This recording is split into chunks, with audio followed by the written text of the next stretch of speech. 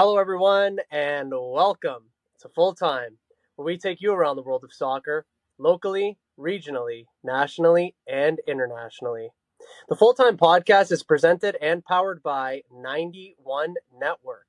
You're listening to Season 5, Episode 30 of Full Time. I'm your host, Daniel Scarpino, and with me is our co-host, Gitano Gallo. Before we begin today's show, we'd like to take a moment to thank our sponsors. The Full Time Podcast is sponsored by Little Caesars Pizza. With their 2 locations in Sault Ste. Marie, Ontario, you can download and access the Pizza Portal app so you can enjoy a delicious hot and ready pizza from Little Caesars today. The Full Time Podcast is also sponsored by Sioux Sports.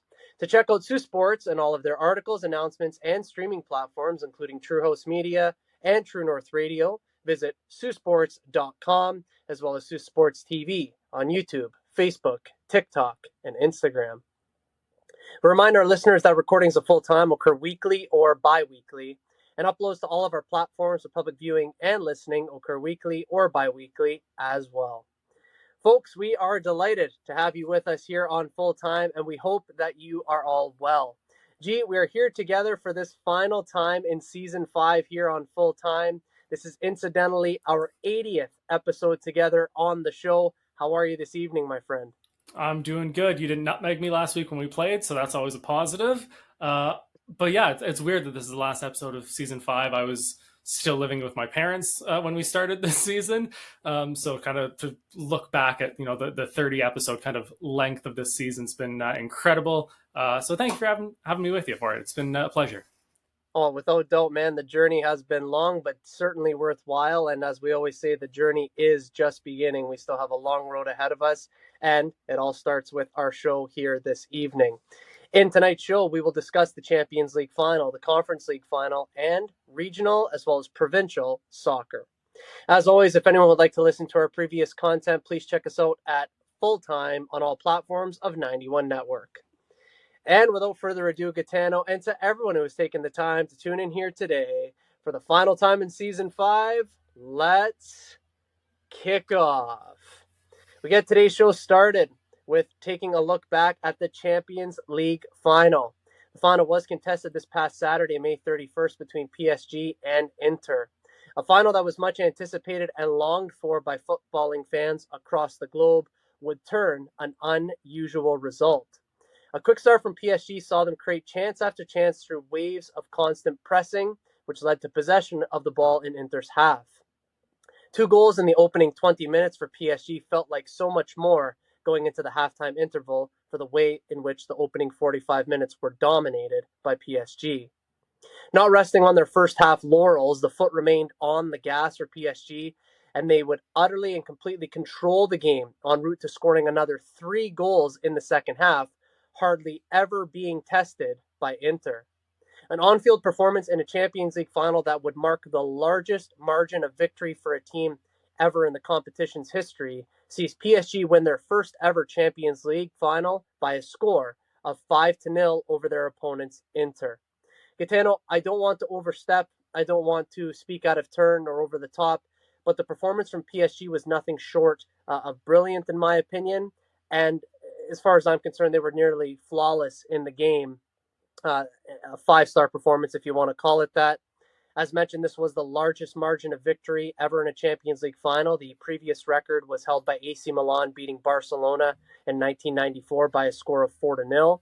I'll pass it off to you here, Gitano, but it also needs to be said that by the numbers, PSG are the youngest team, or were the youngest team in the competition.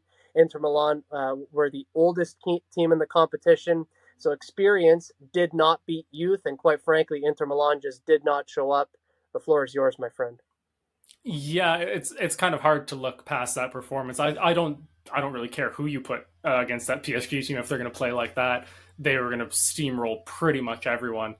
Like the discussion I was seeing mostly online was more like, would they beat, La Decima Real Madrid team, Man City's treble team, the Barcelona sextuple team. Like that's the category and the company that this PSG team kind of is in now, considering that performance in the final. I really don't care who you would have put in front of them. I think they would have put 3 or 4 or 5 past pretty much anyone in Europe at this point.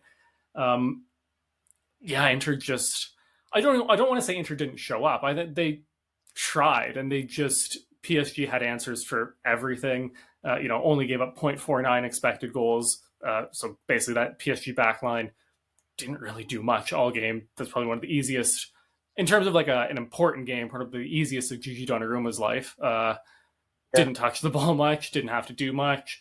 But yeah, just complete, total, utter dominance from PSG. Um, like, there's really not much more to say. The scoreline pretty much speaks for itself. I would say so. And I do recall watching the game that Donnarumma made a save late in the match, and the commentators kind of made like a sort of cheeky backhanded compliment that it was the first time that they had mentioned his name all game. So, kind of to that point, it was pure dominance by PSG. I hadn't seen anything like it in a Champions League final ever. And I agree with your point. I don't really care this season or maybe even in the past who you would have put up against them.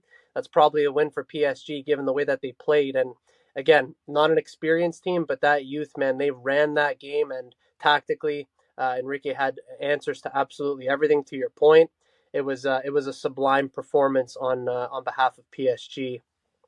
And surely now, Gitano, it is going to be time for major shakeups in the Inter camp. It's announced today that Inzaghi is leaving for, I believe, Al Hilal in Saudi Arabia. So beyond the manager going out the door, do you think that there's going to be some big shakeups in the Inter Milan camp?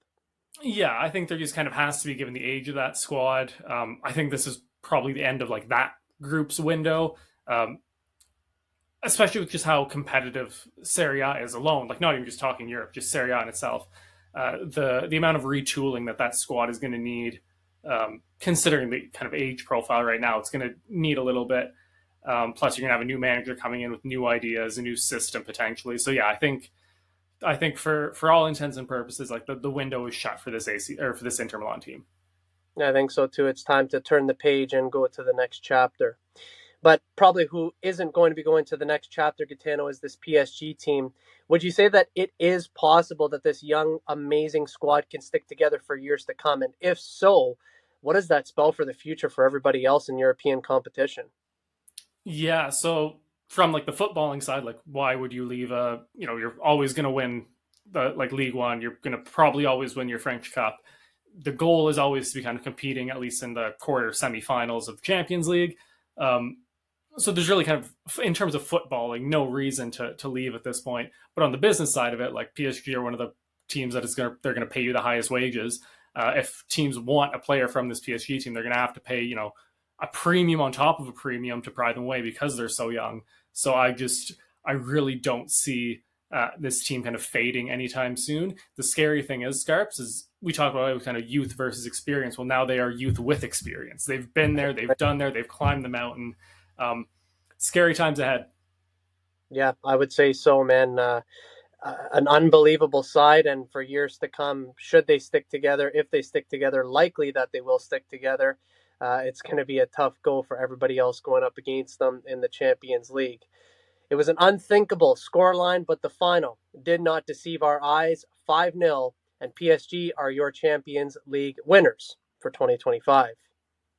In another European competition, it was the Conference League that has its champion crowned as well, and we will review that game for you all here and now. It was Real Betis who took on Chelsea in the Conference League final, both teams trying to win the coveted European trophy and end their season on a high. Irrespective of this trophy, however, Chelsea has qualified for Champions League football next season through their Premier League position, and Real Betis are playing in the Europa League next season thanks to their position in La Liga. So this game truly was just for the trophy itself and a bit of pride. A quick start from Real Betis would see them go up by 1-0 in under 10 minutes into the game. They would hold on to that lead until halftime.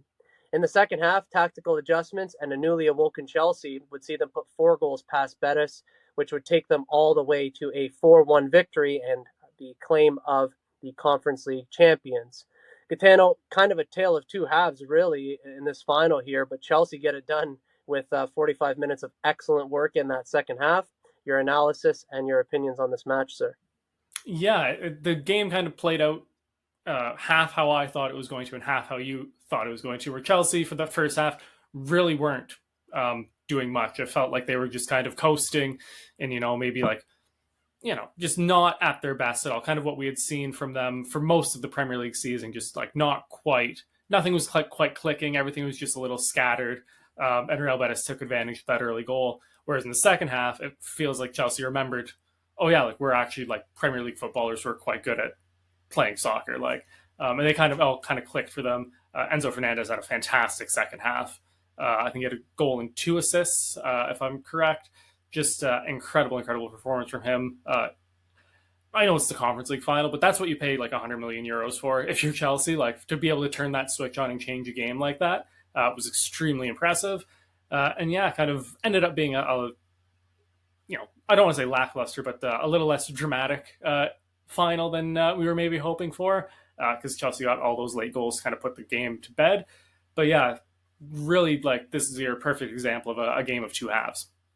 Yeah, exactly. If you had to define it that way, this is the perfect example of it. But Chelsea, I would say, deserved winners for that work that they did put in the second half, the adjustments that they made, and ultimately the football that they played.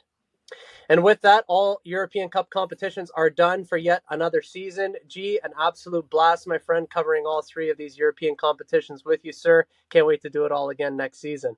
Absolutely, and hopefully next year's finals are a little better. I think just not as maybe captivating and thrilling. We're maybe hoping for like some tighter games. Obviously, PSG, like that performance itself is like Hall of Fame worthy. That was incredible. But I feel like the other two finals could have used a little more, tension, a little bit more quality, just for as a neutral watching it. Obviously, like I'm not, and I can't be picky about that. But hopefully next season's finals are a little more nail biting, a little more tense for the neutral viewer. I would certainly like that, unless, of course, if Arsenal are in it, I'll take a five. I'll have that no problem. Just as long as you're on the right side of it. That's exactly right. We've got to get there first, mind you. But that is all for European competitions this season, G. And like I said, we will do it all again very, very soon. And now it is time for a regional and provincial soccer update. The regional competition for high school soccer, classed as NASA, took place this past weekend, and in the three main regions of Northern Ontario, being North Bay, Sudbury, and right here, of course, in Sault Ste. Marie. The Sioux had 7 participating teams in NASA across the region, 2 coming out as winners and the other grabbing a second place. The junior boys of Cora won their NASA competition, winning the final on penalty kicks. This completes a treble season for them, winning the league, playoffs, and NASA going undefeated the entire way. The St. Mary's Senior Girls also completed a treble-winning season as they claimed the league, playoff, and now NASA title. They will be heading to OFSA this week. The Superior Heights Senior Boys advanced to their NASA final, only to lose by a score of 1-0. Nevertheless, Superior Heights will still qualify for OFSA by reaching the regional final. Gitano, there were a total of 7 trophies up for grabs at NASA between all divisions, and there were a total of 6 OFSA places on the line.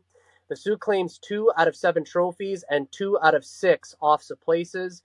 A pretty remarkable performance all around coming out of the region here for Sault Ste. Marie High School Soccer. Your thoughts on that, sir?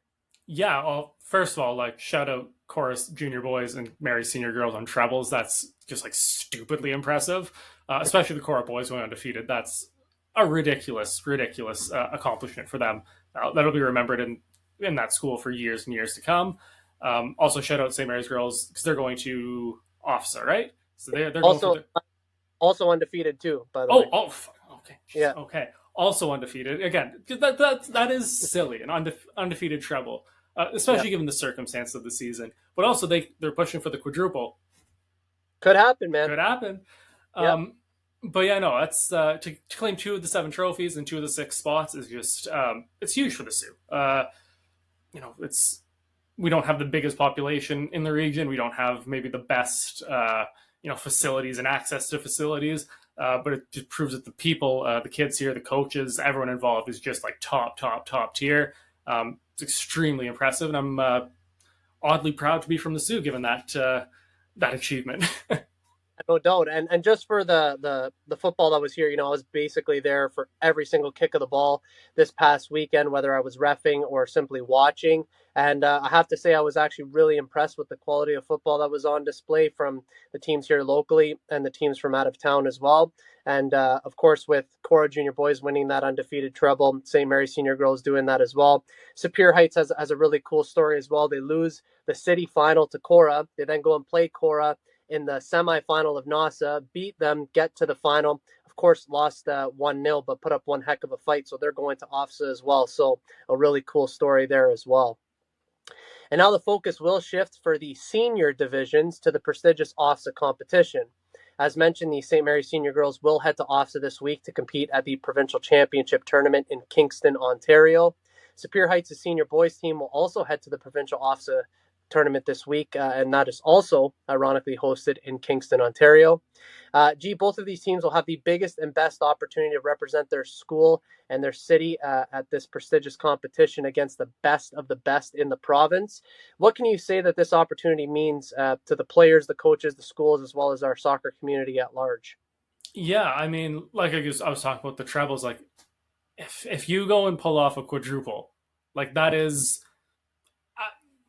against the best in the city, the region, and the province. Like that is like for that level of soccer, you just can't get any better than that. Like the next best thing would be what, like playing university soccer, and then like what Well, and CPL. Like that's it. like that's what I mean. Like that's the it's an incredible level to even have the potential to pull off that achievement. That in itself is incredibly impressive. But I'm sure that no matter how they perform at those tournaments, like that is just um, they will be doing themselves, their school, the city so proud. Um, I hope they both pull it off. I hope they both go undefeated. I'm knocking on wood, by the way, as I'm saying this. I hope they just crush everyone like PSG. Like, just it would be so incredible for teams from the Sioux to go to those competitions and win them. And then, it'd be massive for our soccer community as a whole to know that, hey, like all of the grassroots stuff they were doing, all the hours at Tom Tipton and at Strathclair, and all of those hours, all of that time that everyone in the whole system kind of commits to is paying off with. And I'm not that trophies are everything and like the only thing, but to kind of have like the emotional joy of like their success, but then also having a nice shiny trophy to show off at the end of it would just be like the icing on the cake. I'm sure for both teams, if that was put in the display case, that'd be something that they'd be eyeing up, not just for the rest of this year, but certainly for eternity. And, it has to be said, and there's no hiding it. No Sioux team has ever won OFSA soccer, but it is absolutely possible. And the fact that we have two teams going from the Sioux to represent us and have basically a chance to do it, anything is possible. So we'll certainly be keeping our fingers crossed. But I do like the point you made, just the mere fact that they got there, how proud that they all must be, the players, the coaches, the school, and everybody in the soccer community, quite frankly. So the provincial OFSA competition, Gitano, like I said, it will be hosted in Kingston, Ontario from June 5th to 7th. And in our next episode of Full Time, we will take you through the results from our two local teams attending and competing in the tournament. Best of luck to both teams. The entire soccer community here in the Sioux, as well as both of us here at Full Time, are completely behind you. This is Daniel Scarpino and Gitano Gallo, and you're listening to the Full Time Podcast on 91 Network. A reminder that Full Time is sponsored by Little Caesars Pizza and Sioux Sports. Check out the Pizza Portal app for a quicker, easier way to get your next hot and ready pizza from Little Caesars. And be sure to check out Sioux Sports at siouxsports.com, as well as Sioux Sports TV on YouTube, Facebook, TikTok, and Instagram. Ladies and gentlemen, that is Full Time. As we wrap up today's show, we want to thank you for being with us today and all season long. Your support means everything. A great job tonight to cap off season 5, my friend. Well done. Yeah, thank you. Well done to you as well. It's been a hell of a season, a long season. Like I said, I wasn't in this office when this season started. I didn't none of this was here. So it's been a hell of a season. And it's just been an absolute privilege to cover it with you. And I can't wait for next season. An honor and a privilege indeed, and we won't have to wait long for our next season to start because that'll be next week. A reminder to our listeners that the next episode of Full Time will be recorded the week of June 9th, 2025. This will be our first episode of Season 6 for Full Time. In that show, we will preview the Club World Cup. We will we will take a look. We won't aim. We will take a look at in the summer transfer window. So an initial look there as it's open for 1 week. And we'll provide a final high school soccer update at provincial level. As always, we'll keep everyone in the loop with all the happenings in the world of football. For weekly content, make sure to hit like, follow, and subscribe to all platforms on 91 Network, as on YouTube, Spotify, Apple Music, Facebook, Instagram, X, TikTok, Podbean, and Spaces at sutoday.com. For Gitano Gallo, my name is Daniel Scarpino, and thank you for tuning in to Full Time. We look forward to seeing you at kickoff next time back here on the Full Time Podcast and 91 Network. Best always.